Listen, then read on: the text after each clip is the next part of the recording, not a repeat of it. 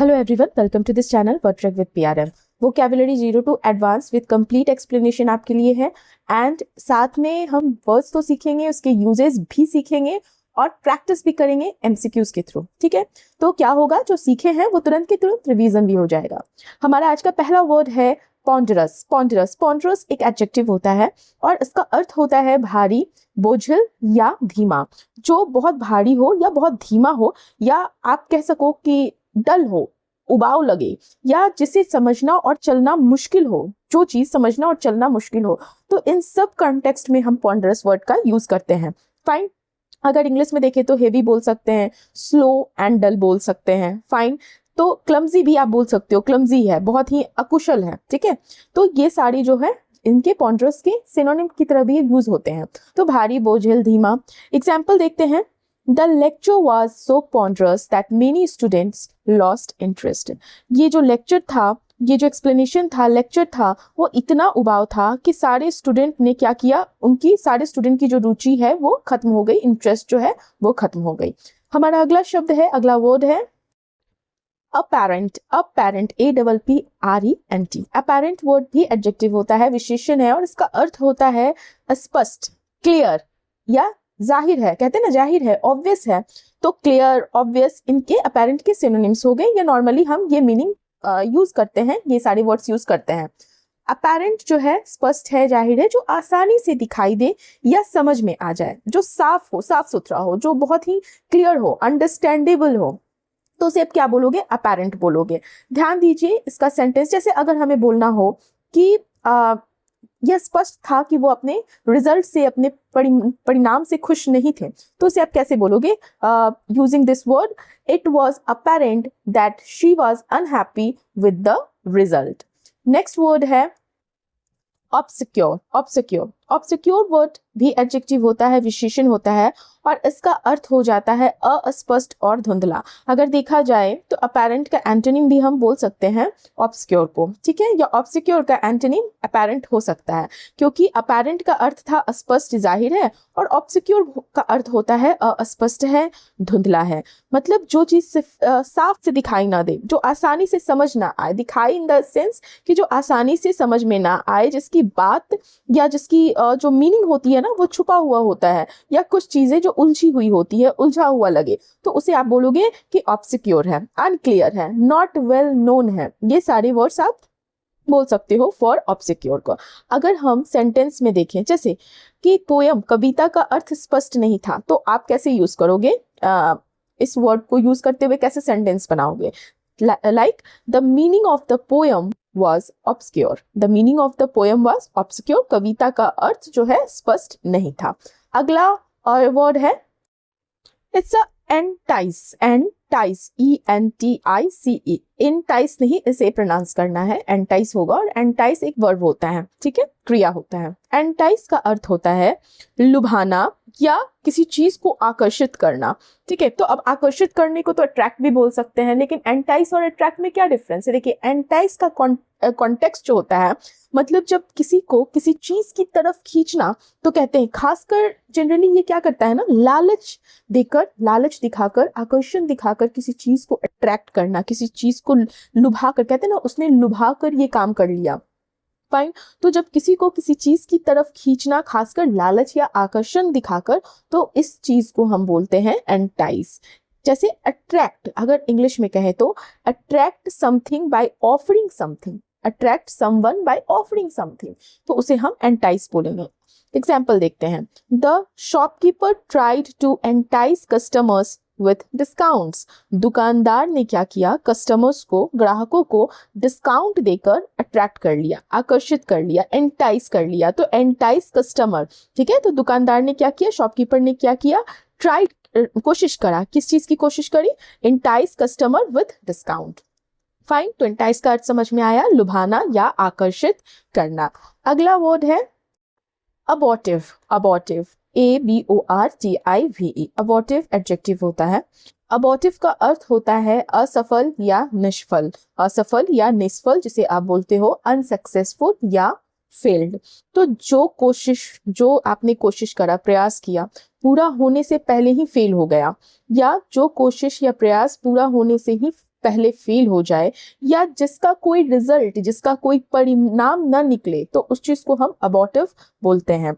अगर हम सेंटेंस में देखें, अगर हमें बोलना हो जैसे समस्या को हल करने का प्रयास असफल रहा, ठीक है, तो उसके समस्या का हल करने का प्रयास सफल रहा, तो कैसे बोलेंगे? There abortive attempt to solve the problem wasted time. Fine, मतलब समय व्यर्थ हो गया। Next one is abominable. Abominable, abominable एक एडजेक्टिव है और मैंने पहले के वीडियोस में भी ये वर्ड डिस्कस किया है।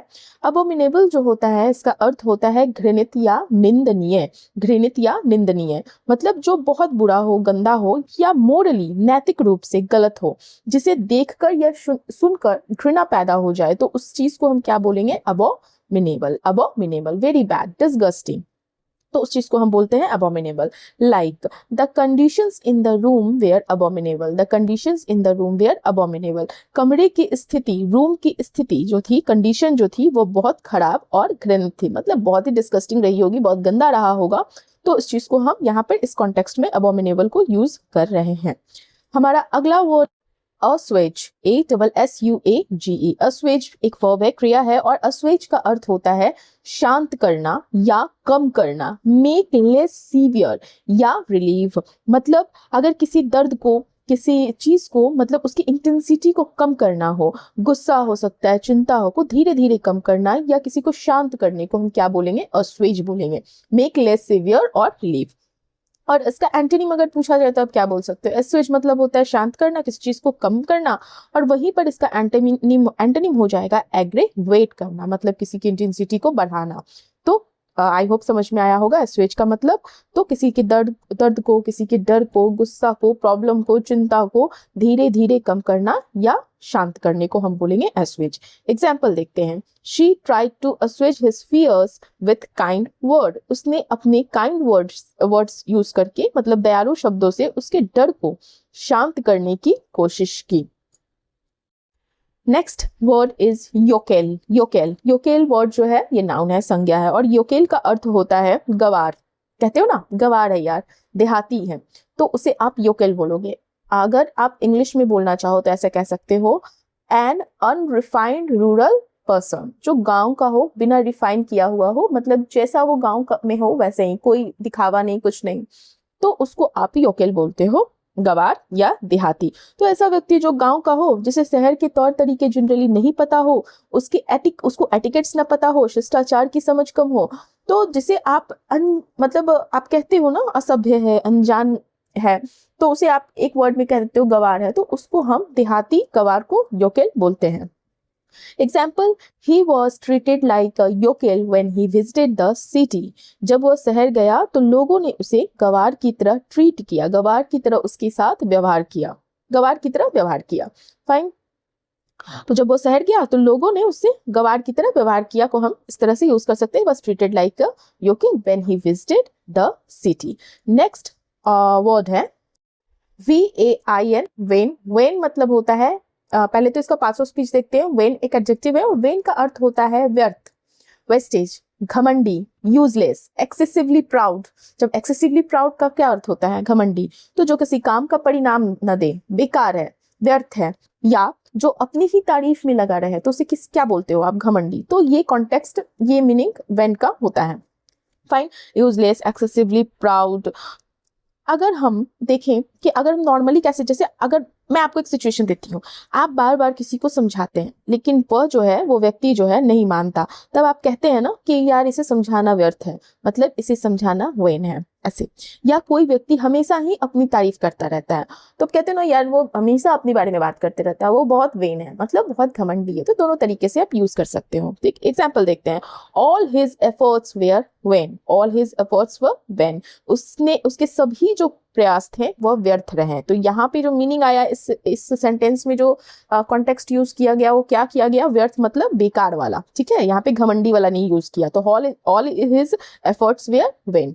Next word is withstand. withstand is a verb, ये verb है, पार्ट्स ऑफ स्पीचेस का। और withstand का अर्थ होता है, दो अर्थ निकलते हैं मेनली, एक तो सहना और दूसरा सामना करना। सहना भी अर्थ हो सकता है और सामना करना भी अर्थ हो सकता है। इंग्लिश में कहें तो resist या एंड्योर। एंड्योर मतलब होता है किसी चीज को सहना, और रेजिस्ट मतलब किसी चीज के लिए रोकना, सामना करना, ये भी आप बोल सकते हो।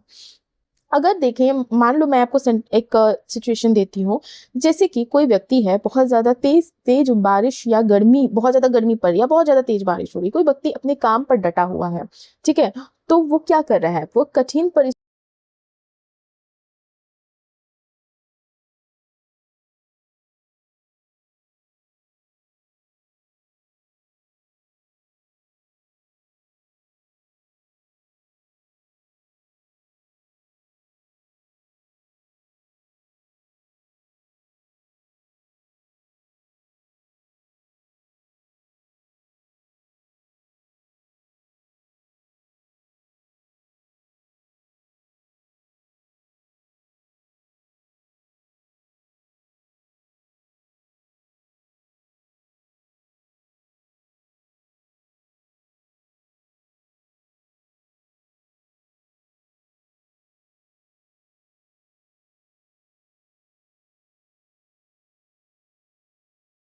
चलिए स्टार्ट करते हैं। हमारा पहला पहला क्वेश्चन है, he kept trying but all his efforts produce no result, his attempts were fruitful, vain, useful या इफेक्टिव।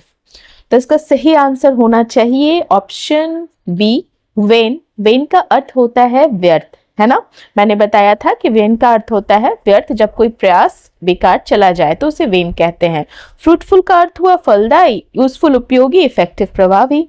अगला question, the meaning of the message was not clear and difficult to understand, it was, so it was option से हमारे obvious, clear, obscure या evident. तो सही answer होगा option C, that is obscure, क्योंकि obscure का अर्थ मैंने बताया था अस्पष्ट, मतलब जो बात समझ में न आए, जहां की ऑब्वियस का अर्थ होता है स्पष्ट, क्लियर मतलब साफ, एविडेंट मतलब प्रत्यक्ष। अगला क्वेश्चन है, the shop offered big discount to attract more customer, it tried to what then, repel them, ignore them, entice them या रिफ्यूज देम। तो इसका सही आंसर है ऑप्शन सी, एंटाइज देम। एंटाइज का अर्थ मतलब होता क्या, मैंने बताया था, लुभाना, किसी को आकर्षित करना, किसी चीज का लालच देकर। तो यहाँ डिस्काउंट देकर लालच दिया गया ताकि कस्टमर को लुभा सके। अगला question, the plan failed before it could be completed, it was an options है हमारा सक्सेसफुल अटेम्प्ट या इफेक्टिव अटेम्प्ट, अबॉर्टिव या कंप्लीट। तो सही आंसर होगा अबॉर्टिव। अबॉर्टिव का अर्थ होता है असफल, जो प्रयास सफल न हो तो वह अबॉर्टिव होता है। फाइन, तो ये हमारा लास्ट क्वेश्चन था। अगर इस तरह से आप चाहते हैं कि हम जो डिस्कस करते हैं वीडियोस, उसके साथ लास्ट में एमसीक्यूज हो और भी ज़्यादा हो, तो प्लीज़ मुझे कमेंट बॉक्स में कमेंट कीजिए।